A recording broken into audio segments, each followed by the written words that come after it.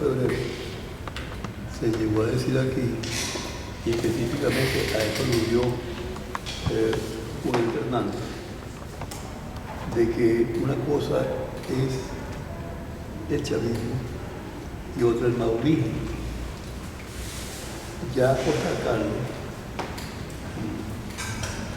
abundó en el libro que hicimos sobre proyectos y procesos. De modo que hay un proyecto original u originario y hay una legislación. El proyecto era una cuestión inmensa y bella, casi idílico. El proyecto era algo asombrosamente positivo para Venezuela. Pero hubo un momento que no sabemos cuál fue, porque nadie nos ha dicho, que se acaba ese proyecto idílico, lo mejor para Venezuela. Vino una desviación y comenzó otra cosa, que se supone que es el madurismo, de modo que Maduro es el malo y Chávez es el bueno. Es la misma historia hecha por un hombre, un caudillo, héroe y libertador. Pero hay uno que es bueno, Chávez, y el que deja a Chávez el 8 de diciembre del 12, el que postula a Chávez como lo más grande que tiene Venezuela, ese como que fue, no me consta, eso le pregunto a un entendido, el que desvía el proyecto, pero ya a Costa Chilino, muchos años más, cuando se separa del partido, se separa por esta misma razón, pues quedó lejano el proyecto en este proceso seguido ahora por Chávez. Yo creía que no he entendido la materia y hubo metido allá adentro, en esa candela, nos da la idea que tiene sobre este lío. Digo mi opinión. Mi opinión es que ya lo discutía con Chávez en el comandante. Ya había aparecido eso que llamaban el chavismo. Y él decía que no había chavismo. Lo único que él podía decir es que aquí se creaba ningún chavismo, sino que iban hacia la transformación, pero no hacia el chavismo.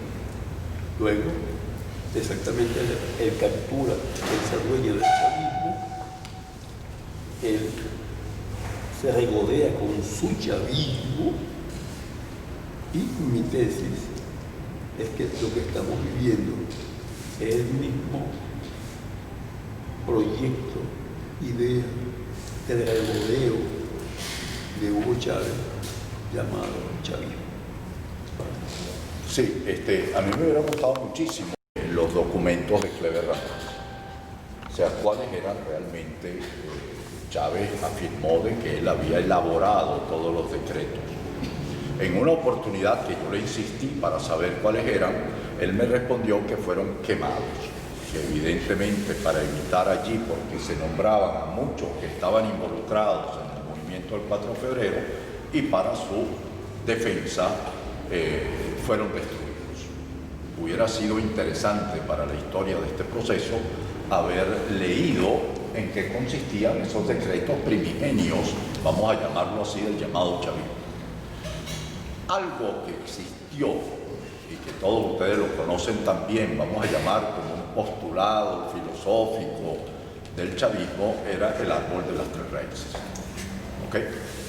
El famoso árbol de las tres raíces, yo lo tuve en mis manos, me lo envió Chávez y me dijo que tratara de ver si yo lo pudiera publicar. Entonces por eso tuve la oportunidad de tenerlo y lo poseí, pues ese escrito de su puño y letra, más o menos unas 20 páginas, más o menos, ¿de acuerdo?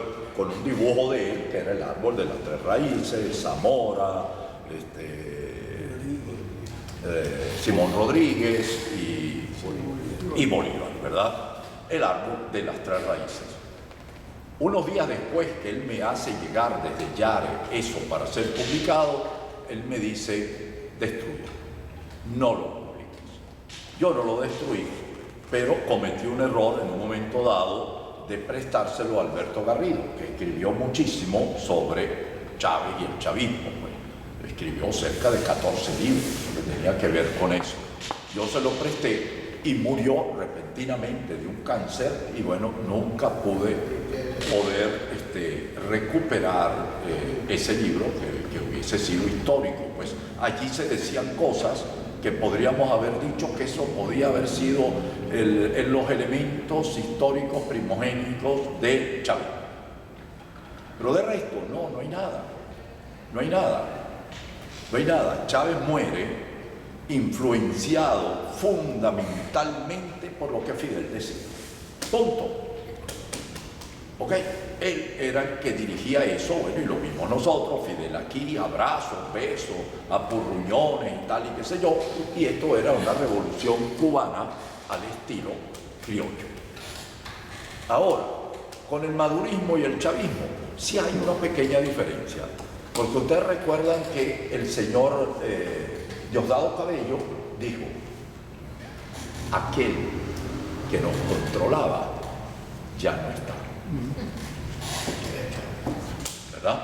Aquel que más o menos controlaba esa pandilla desaforado era Chávez, y era evidente. Nadie se atrevía a nada mientras Chávez estaba allí. Él era el sumo factor de todo lo que se producía. Con el madurismo, no. Con el madurismo, pues bueno, se convirtió todo en un chiribital, ¿verdad? Todo allí manda, todos jalan, todos hacen, todos quitan, todos roban, todos inventan, todos hacen, y es toda esta anomia que ahora tenemos como país. Así que yo no creo que realmente haya un fundamento filosófico, ni siquiera estatutario, ni siquiera escrito, no hay nada en la cual uno se pueda sustentar al respecto. Aquí hay un solo proyecto en Venezuela que se conoce, que se llamaba Sembrar el Petróleo. Es el único proyecto que nace en el año 36. Ese proyecto lo han defendido todo y todos supuestamente lo han traicionado. Y precisamente el principal defensor de ese proyecto era Urrapietri, porque se lo copió de Alberto Adriani. Y en el libro donde Urrapietri defiende el golpe de Chávez en noviembre del 92, es la defensa del neoliberalismo y del Estado, ¿no? Y del fin del Estado. Aquí el único proyecto que ha existido es el proyecto de España de colonizarlo y el proyecto del capital internacional de transformarnos en una nueva colonia como es hoy. Entonces, ¿a quién le van a meter ese cuento de que los militares tenían un proyecto? ¿No han leído los documentos de defensa de ellos? ¿Sí? Todos los documentos eran la corrupción, Caldas, los colombianos, etcétera, etcétera. Eso era todo. Eso es igual que Fidel. El mismo cuento de Fidel en la sierra, ¿no? Era contra la dictadura y nosotros no somos comunistas. Es el mismo cuento de Lenin, ¿no? Lenin, que antes de la toma del poder no era ni siquiera comunista, era socialdemócrata, y después, ¿no? se transforma con el apoyo del Wall Street y el apoyo de Londres y el apoyo de la banca alemana, toma el poder en 24 días. O sea, nosotros hemos sido sencillamente, del año 17, hemos sufrido tres, yo no digo tres engaños, sino tres operaciones, ¿no? hechas por el capital, porque el único proyecto que se conoce desde 1815, desde el Congreso de Viena, es la expansión mundial del capitalismo. Y lo han hecho meticulosamente. Y en 1970 la Comisión Trilateral, el Foro de Davos, definió los 4 grandes objetivos. Uno, despoblar población, que está empezando en este momento. Hay que eliminar población. Hay que eliminar 6.000 millones de personas para el año 2100. Y los otros 3 proyectos eran concentrar, ¿no?, toda la economía en manos del capital financiero. Lo lograron. 152 empresas controlan el mundo. Menos de 700 propietarios. Segundo lugar, lo dijeron muy claramente.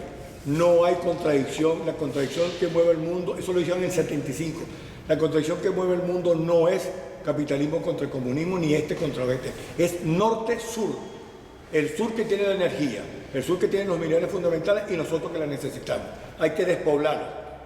Hay que privatizar, porque acuérdense que el sur, todo el sur, incluyendo los países de América, fueron anteriormente imperios, donde el Estado quedó en propiedad de los bienes y de los recursos. Había que privatizarlo, eso se logra. Y el tercer gran objetivo, que lo definieron con mucha claridad, y hay una página que la sigue, que se llama hay que sustituir las soberanías nacionales y sustituirlas por el poder privado. Y lo lograron precisamente, vean, busquen Estado fallido, ¿no? Y vean cuál es la política de las Naciones Unidas. En el año 89, del año 89-92, alguien escribió algo que es completamente cierto. En el año 89-92 no cayó el comunismo, fue